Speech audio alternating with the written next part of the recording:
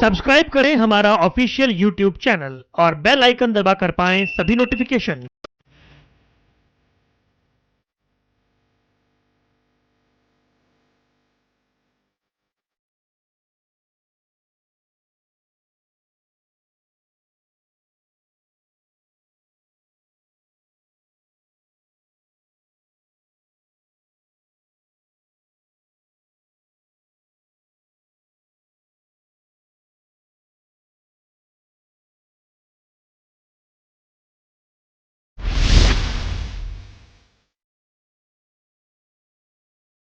नमस्कार, एमएच1 प्राइम में आपका स्वागत है। मैं हूं आपके साथ वरुण गोयल। आप देख रहे हैं हमारी खास पेशकश अयोध्या के रामलला।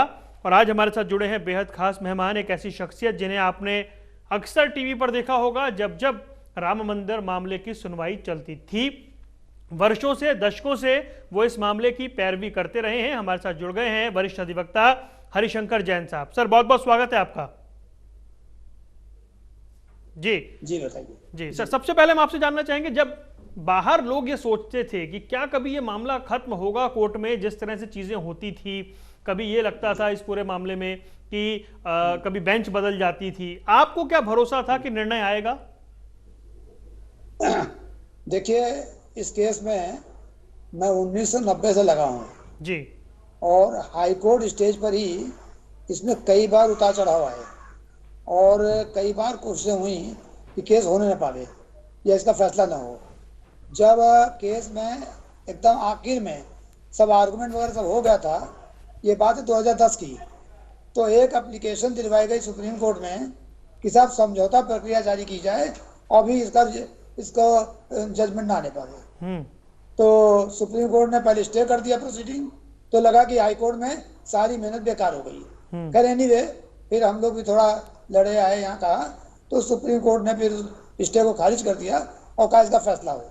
तब जाके 30 सितंबर 2010 को फैसला हुआ हाई कोर्ट से। जब इसका सुप्रीम कोर्ट मामला आ गया तो सुप्रीम कोर्ट में 3-4 साल तो इसके किसी ने सुध ही नहीं ली, ऐसे ही पड़ा रहा। हुआ कि रिकॉर्ड आ रहा है, हम लोग सोचते थे भाई इतना भारी रिकॉर्ड है, इसका ट्रांसलेशन होना है तो 2-3 साल लग ही जाएगा। तो 15-16 में थोड़ा थोड़ा मामला आगे बढ़ा तो आया कि साहब इसके ट्रांसलेशन नहीं हुआ है। जितने अड़ंगेबाजी होती रही। फिर उसके बाद जब सब कुछ हो गया तो कहा कि जो एविडेंस है, जो एविडेंस की जरूरत नहीं थी, 10,000 पेज की एविडेंस थी, सर इसका ट्रांसलेशन जरूरी है। तो हाई कोर्ट, सुप्रीम कोर्ट ने आदेश दिया और उसका सारे का ट्रांसलेशन गवर्नमेंट तुरंत जल्दी जल्दी करा के दिया। फिर मामला हुआ कि अब कैसे मामला हो, तो एक अड़ंगा ये लगाया गया कि ये जो है इस्माइल फारूकी के केस ये रेफर कर दिया लाजर बेंच को। जस्टिस दीपक मिश्रा के अध्यक्षता में कोर्ट थी और उस पर कई महीने तक सुनवाई चली। फिर हुआ कि नहीं, रेफर करने की जरूरत नहीं है। जब वो मामला खत्म हो गया तो उस समय कहा गया कि साहब इसको 2019 के इलेक्शन के बाद किया जाए। 2019 के इलेक्शन पहले ना हो, इसका इलेक्शन पर बुरा प्रभाव पड़ेगा। खैर एनीवे हुआ वही। और जब इलेक्शन के बाद अब देखा अब कोई निकलने का तरीका नहीं है, तो कोर्ट में जितनी टैक्टिस, मैं भी वकील हूँ, हम लोग सब अपनाते हैं, तो अदर साइड ने अपनाया, कोई बुरी बात नहीं है। उन्होंने पूरी कोशिश की कि इसका फैसला ना हो। एक जमाने में ऐसा आया जब 6 अगस्त 2019 से इसकी डे टू डे हियरिंग शुरू हुई, तो ऐसा लगा कि हियरिंग पूरी नहीं हो पाएगी। एक आपको याद होगा, एक दिन श्री राम जन्मभूमि का नक्शा पाड़ दिया गया। हाँ जी। ये एक बड़ी भारी घटना थी और सुप्रीम कोर्ट में ऐसा हो ये एक अकल्पनीय था। और थोड़ा इस तरह बनाया गया कि अगर ज्यादा आप करेंगे, जल्दीबाजी करेंगे, तब प्रोसीजर का बहिष्कार कर देंगे। एक पक्ष ने ये कहा। एनीवे 16 अक्टूबर को सुनवाई समाप्त हुई और 9 नवंबर को फैसला आया। 16 अक्टूबर के सुनवाई समाप्त हो जाने के बाद भी कुछ हथकंडे इस तरह के अपनाए गए, खबरें आई कि साहब कुछ और हो सकता है। मैं उन सब बात को अभी कुछ ज़्यादा नहीं कहना चाहता। एनीवे, भगवान ने अच्छा किया और 9 नवंबर को फैसला आया जी। तो 30 साल के न्यायिक संघर्ष में उतार चढ़ाव, जजमेंट न हो और रामलला वैसे ही पड़े रहें और उनका मंदिर न बने, इस बात की जितनी कोशिश की जा सकती थी वो हमारे सभी विद्वान अधिवक्ताओं ने, जो कि अपोजिट साइड के थे, मुस्लिम साइड के थे, उन्होंने किया। नहीं जैन साहब, जब 30 साल तक आप एक मामले से जुड़े रहे, आपको कभी लगा कि ये अंतहीन सा हो गया है, ये कब खत्म होगा? कभी आपको निराशा हुई थी? देखिए, हमारे में एक खराबी है कि मैं निराशावादी बिल्कुल नहीं हूँ, और मुझे ये उम्मीद थी कि मैं अपनी जिंदगी में अपने आपके सामने श्री राम मंदिर निर्माण करवा के ही दुनिया जाऊंगा। तो मैं तो होपफुल था, पर यह कि जिस तरह से उतार चढ़ाव हुआ उससे कई बार लगता था कि कहीं कुछ गड़बड़ ना हो जाए। बहुत से ऐसे क्षण आए कि लगा कि कुछ हमला या ऐसी चीज भी हो सकती है, कुछ भी हो सकता है, परंतु मुझे विश्वास था कि ईश्वर साथ है, हम लोग सच्चे मन से लगे हैं, और जब सच्चे मन साथ में लगता है तो ईश्वर साथ होता है। और इस परंपरा को आपके परिवार ने भी आगे बढ़ाया अदालत में? जी हाँ, मेरा बेटा भी इस केस में। आपको एक चीज और बता दूं, बड़ी खास है। जब वो एडवोकेट ऑन रिकॉर्ड हुआ सुप्रीम कोर्ट में, तो उसने पहला वकालतनामा अयोध्या केस में ही लगा के अपनी कैरियर की शुरुआत की है। अब ये सर, जो सामाजिक सौहार्द की बात हुई या जन भावनाओं के अनुरूप जो करोड़ों लोगों की आस्था रही, वो अब एक तरह से अब वो एक रूप लेने जा रही है, एक उत्साह भी हम देख रहे हैं। क्या आप मानते हैं कि सारे विषय का सुखांत हो गया है? नहीं, अभी सुखांत नहीं हुआ, अभी तो शुरुआत हुई है। अभी अंत कैसे हो जाएगा? तो हमारे दिल में दर्द है, और वो दर्द खाली अयोध्या तो प्रारंभ था कि अयोध्या तो मूलभूत है, भगवान राम जन जन में बसते हैं, करोड़ों लोगों के दिलों में बसते हैं, लाखों करोड़ों साल से हैं। कम से कम त्रेता युग से हर हिंदू उनका नाम जप रहा है। त्रेता युग मतलब 8 लाख साल पहले से। परंतु बीच में जो और घटनाएं हुई हैं, मथुरा है, काशी है, और जितनी भी जगह पर जो अन्याय हुआ है उसको हम लोग सहन नहीं कर सकते हैं। और मुझे पूरी उम्मीद है कि हम सब मिलके, अयोध्या तो ठीक है, भगवान की दया से सही हो गया, अब आगे कार्रवाई करेंगे, और जो अन्य धार्मिक स्थान हैं उनके लिए जो भी कानूनी प्रक्रिया होगी, या जो भी प्रक्रिया लोकतंत्र के अंतर्गत संसद से, सरकार से जो भी हम रिक्वेस्ट कर सकते हैं वो करेंगे। और क्योंकि हमारा अपना मानना ये है कि जो कल्चरल हेरिटेज है उसको वापस पाने का हमारा हक है, और जो कल्चरल हेरिटेज भारतवर्ष की पिछले 800 सालों में बुरी तरह से हैम्पर की गई है, जिस तरह कुठाराघात हुआ है, वो देश की अस्मिता के खिलाफ है। और कोई भी सभ्यता संस्कृति देश की अस्मिता से जुड़ी होती है। ये धार्मिक पहलू नहीं है, ये देश की अस्मिता से संबंधित पहलू है, क्योंकि हर देश का अपना इतिहास होता है, अपना कल्चर होता है। भगवान राम, भगवान कृष्ण, भगवान शिव और यहाँ के मंदिर जो हजारों साल चले आ रहे हैं, उस देश के इतिहास और देश के कण कण से जुड़े हैं, उनमें किसी को अलग नहीं कर सकते हैं। हमारे लिए भगवान राम, भगवान कृष्ण, भगवान शिव, विष्णु सब इक्वल है, सब बराबर हैं, हम सबकी पूजा करते हैं। अभी आप देखिए, यहाँ पर जो कुतुब मीनार है उसके बगल में कुतुब इस्लाम मस्जिद है जो कि तोड़ दी गई, और वहाँ 27 मंदिर तोड़ी गई। इसका सबूत वहाँ लिखा हुआ है, और बड़े फख्र के साथ लिखा है कि 27 हिंदू जैन मंदिरों तोड़कर उनके मलबे से बनाई गई है। तो ये सब कितना सहन किया जाएगा? सहन करने की एक शक्ति होती है। आज हिंदू जनता इतने दिनों तक सहन करती आई है, परंतु अब जाग चुकी है जी। और मुझे उम्मीद है कि इस जागने का प्रतिफल हमको पहला मिला है, सुखद प्रतिफल है, सुखद क्षण है 5 अगस्त। इसके बाद अब कई 5 अगस्त आएंगे, और हर बार एक नया इतिहास अध्याय में जुड़ेगा। एक सवाल आपसे ये था कि देश के प्रधानमंत्री जा रहे हैं खुद भूमि पूजन के लिए, इसको लेकर कुछ सवाल उठाए गए। आप जानते हैं जिन सांसदों ने सवाल उठाए कि प्रधानमंत्री जा रहे हैं तो संविधान की शपथ का उल्लंघन कर रहे हैं। बतौर कानून के जानकार आप कैसे देखते हैं इस आरोप को? देखिए, बड़ी साफ बात है कि भारत देश कहीं से भी ये नहीं कहता, संविधान नहीं कहता कि व्यक्ति सेकुलर होगा, सरकार सेकुलर है। जो वहां मंत्री हैं, प्रधानमंत्री, राष्ट्रपति हैं, वो सरकार जब चलाएंगे, सरकारी रूप में कोई कार्य करेंगे, तो उन कार्यों में किसी प्रकार का समावेश किसी भी प्रकार से धर्म आधारित नहीं होगा। परंतु कहीं उद्घाटन करने जाना, अपने धर्म का पालन करना, ये तो कहीं मना नहीं है। और फिर मैं बता दूं कि जितने यहाँ जाकिर हुसैन साहब रहे हैं और या जो भी मुस्लिम रहे हैं, आपके अभी अंसारी साहब जो वाइस प्रेसिडेंट थे, सबने नमाजें पढ़ी, अपने अपना काम किया, अपने धर्म का पालन किया है। और ये भी बता दूं, मेरे पास फोटो है, मनमोहन सिंह साहब जो अभी पूर्व प्रधानमंत्री थे, अजमेर में जाकर चादर चढ़ाई है। तो अजमेर में चादर चढ़ाना सेकुलरिज्म है और हिंदू मंदिर जाना कम्युनलिज्म है। वो मंदिर जो कि देश की अस्मिता के साथ जुड़ी है, देश के कल्चर के साथ जुड़ी है। तो ये तो सेकुलरिज्म का एक भद्दा मजाक है। और जो लोग हिंदू विरोधी हैं, जो लोग इस राष्ट्र की अस्मिता को नहीं समझते हैं, वो इस तरह से बचकानी बातें कहते हैं, वह प्रधानमंत्री को नहीं जाना चाहिए। प्रधानमंत्री को इसलिए भी जाना चाहिए कि यह मामला खाली देश में, हिंदुस्तान में 800 साल से आया है। भगवान राम का वर्चस्व इस देश में प्रारंभ काल से है। आज देश का नाम, देश की मिट्टी, देश की अस्मिता, देश का जन जन आज भगवान राम से है।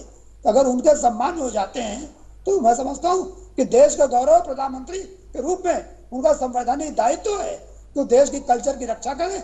और जहाँ कल्चर की रक्षा हो रही है आर्टिकल 51A के हिसाब से वहाँ उनकी ड्यूटी है कि वहाँ अपना आशीर्वाद दें और उस काम में सहयोग करें। ये जो बात कही गई, जो आयोजन कर रहे हैं उनकी तरफ से, कि प्रधानमंत्री देश की जनता का प्रतिनिधित्व करते हैं, उन्हें रिप्रेजेंट करते हैं, इसलिए उनका आना बिल्कुल ठीक है, इस तरह जस्टिफाई किया गया। जी देखिए, ऐसा है, डॉक्टर राजेंद्र प्रसाद जी राष्ट्रपति रहते हुए भी वहां गए थे, सोमनाथ गए थे मंदिर के लिए जी। और जो आदमी बिल्कुल सही है, जो देश का लीडर है, आज अगर लोग कहते हैं ना, सबने कहा कि राम जन्मभूमि के ऊपर के वजह से बीजेपी सरकार में आई, बिल्कुल सही कहा। राम जन्मभूमि मुद्दे ने पूरे देश को झकझोरा है।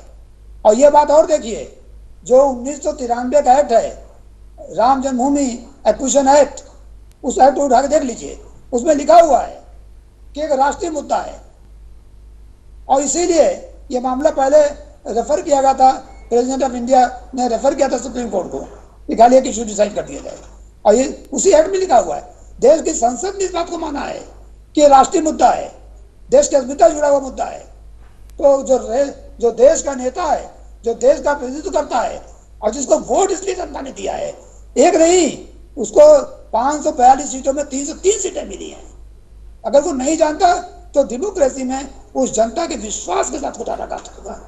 प्रधानमंत्री का जाना उनका नैतिक कर्तव्य है, संवैधानिक कर्तव्य है और व्यक्तिगत एज ए हिंदू पूजा करने का भी उनका हक है। इसलिए वो जाकर अगर जाते हैं तो बहुत अच्छा काम कर रहे हैं, ना जाते तो शायद पूरे जनमानस को दुख होता और लोग कहते कि जनभावना का ख्याल प्रधानमंत्री ने नहीं किया।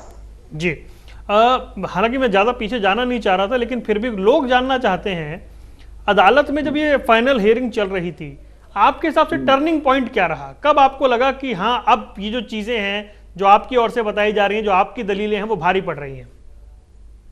देखिए, ऐसा है कि पिछले 30 साल से मैं बराबर यही कहता आ रहा हूं कि जब भी साफ रूप में इस केस की सुनवाई हो जाएगी, स्पष्ट रूप से सुनवाई होगी, कोई भी जज होगा तो वो ये नहीं कह सकता कि वहां राम मंदिर न बने। मैं आपको बतला दूं, जो 3 जजों ने हाईकोर्ट ने फैसला दिया था, जस्टिस यूसुफ खान ने भी यही कहा मंदिर वहीं बने। अब वो दूसरी बात है, उन्होंने कहा कि एक हिस्सा मुसलमानों को भी दे दिया जाए, वो एक अलग इशू है, उन्होंने ही माना। और यहाँ 5 जजों ने इस बात को माना। आप जो जजमेंट का एजेंडा रखा हुआ है उसको पढ़ लीजिए, उसमें उन्होंने कहा कि श्री राम जन्मभूमि यही है। अरे भाई, जो चीज इतिहास में, धर्मशास्त्रों में, वाल्मीकि रामायण में, एक एक कथनों में जो जवान पर, बच्चे बच्चे की जवान पर है, सारे जगह सब लोग जानते हैं, उसको डिनाई कोई नहीं कर सकता। केवल इतनी डर थी कि ये लोग चाहते जजमेंट ना हो और जजमेंट डिले करना इनके हाथ में था। फैसले में ऐसा नहीं है कि हम लोग कोई पीछे थे और बाद में टर्निंग पॉइंट आ गए, नो, हमारा पॉइंट शुरू से मजबूत था। जब वहाँ खोदाई का आदेश दिया गया था by archaeological survey of India, इसका बड़ा विरोध हुआ था। जिलानी एंड कंपनी, मुस्लिम लोगों ने बहुत विरोध किया था, क्योंकि जानते थे कि खुदाई होगी तो मंदिर के अवशेष वहां मिलेंगे। वो मिले, सुप्रीम कोर्ट ने माना है कि दैट इज एविडेंस। तो पॉइंट तो केवल टर्निंग ये था कि सुनवाई हो जाए। और सुनवाई जब 16 अक्टूबर को समाप्त हो गई तो बिल्कुल हम लोग को शांति हो गई कि अब इसमें कोई दिक्कत नहीं है, अब तो फैसला होगा। ये आप परंतु जब ये सर ये जब ये रोजाना सुनवाई हुई, शाम को सुनवाई जी खत्म होनी थी, अगले दिन की तैयारी करनी थी, काउंटर तैयार करने थे, जी कितना आपको लगता था कि एक प्रेशर था उस वक्त? देखिए, ऐसा है कि मैं स्पष्ट रूप से बताऊं, 50% ज्यादा आर्गुमेंट तो वो हुआ उस केस में उस पक्ष के द्वारा जिसका वो मतलब ही नहीं था। हम्म। खींचा गया जितना खींच सकते थे, जिसका कोई मतलब ही नहीं था, उन पर खूब आर्गुमेंट हुआ। पर ये कि हम लोग जो तैयार थे, और हमारी तैयारी 25-30 साल की थी, पिछले हाई कोर्ट में तैयार किया हुआ था, यहाँ भी तैयार था, तो उनका आर्गुमेंट मीट करते रहे, उसका जवाब देते रहे। हाँ, ये कि वो 40 दिन, वो 40 बहुत स्पेशल गुजरे, और उन 40 दिनों में ये भी शुद्ध नहीं था कि कब सोना कब खाना है। केवल एक ही था कि बस इसमें कोई पॉइंट न छूटने पावे। शाम को कोर्ट से आने के बाद आज जो आर्गुमेंट हुआ है उसके कंपाइलेशन, और कल क्या होगा, इस पर क्या क्या उसका काट होगी, ये ढूंढ के रखना था। सो हम लोगों ने सब मिलकर किया। और एक चीज आपको और बता दूं, आप जजमेंट पढ़ लीजिए, हिंदू पक्ष की तरफ से जितना तार्किक आर्गुमेंट हुआ है उतना तार्किक आर्गुमेंट कहीं नहीं हुआ है। वो तो खाली ये कहते रहे कि आप आस्था का आधार पर नहीं दे सकते। अरे भाई, आस्था, बिलीफ, फेथ एंड वर्शिप, ये धर्म के पार्ट है, आर्टिकल 25 का पार्ट है, और सारी बात उनकी थी कि आप आस्था का आधार नहीं दे सकते। अरे आस्था ये part of law, part of constitutional law. तो उनकी अपनी एक थीसिस थी, कहा उन्होंने, और बहुत जितनी कोशिश कर सकते थे उतनी की, और भगवान ने सफलता दी और गुड सेंस प्रिवेल किया। आज रामराज फिर आने वाला है, और मुझे उम्मीद है 5 अगस्त के बाद देश का भविष्य बदलेगा। आगे चलकर भगवान का नाम लेकर यहाँ का भूगोल ही बदलेगा। चलिए, एक आखिरी प्रश्न आपसे करता हूं मैं कि जब आप इतना लंबा आपने केस लड़ा, पैरवी की, जब कमरे में जाते हैं या आराम करने जाते हैं, एक संतुष्टि का भाव है हृदय में कि जो लंबी प्रतीक्षा थी वो खत्म हुई, जिस दिन का इंतजार था वो आ रहा है? देखिए, ऐसा है कि मैं आपको ये बतलाऊं, जब मैं शुरू में इस केस में आया था 89-90 में, उस समय थोड़ा यंग भी था, तो बहुत दिल में पीड़ा होती थी। जब पढ़ते तो पूरे देह में रोमांच हो जाता था। क्या है, पर समय के साथ धीरे धीरे, एज के साथ गुस्सा दबती रही। परंतु जब मैं इतिहास पढ़ता हूँ या राम जन्मभूमि के बारे में सोचता हूँ या और मंदिरों के बारे में देखता हूँ, तो मुझे शायद 2-4 घंटे नींद खराब हो जाती है। तो जितना दुख होता है, जो पीड़ा होती है, उस पीड़ा को आज किसी से कह भी नहीं सकता। तो मैं देखता हूँ कि जो लोग आजकल ज्यादातर हैं, वे खाली किसी तरह से पद मिल जाए, पैसा मिल जाए, हमारा काम हो जाए, बायोडाटा बना लेंगे। पर जो हिंदू की पीड़ा है, इसको समझने की उनके पास टाइम नहीं, या समझना नहीं चाहते जी। बहुत पीड़ा है, और उस पीड़ा से मैंने सफर किया है, आज भी कर रहा हूँ। और उस पीड़ा को दूर करने का मेरे पास एक ही हल है कि जो भी लीगल और कानूनी रूप से जो मैं कोर्ट के द्वारा कर सकूँ वो कर रहा हूँ, करता रहूंगा। बहुत बहुत शुक्रिया जैन साहब, आपने हमारे लिए वक्त निकाला और अपने अनुभव साझा किए। आपका बहुत बहुत धन्यवाद। धन्यवाद। तो ये थे हमारे साथ वरिष्ठ अधिवक्ता हरिशंकर जैन, जिन्हें आप सुन रहे थे, और 30 साल तक वो इस केस से जुड़े रहे और अपने अनुभव हमें बता रहे थे। इस खास पेशकश में इतना ही। दीजिए इजाजत। नमस्कार।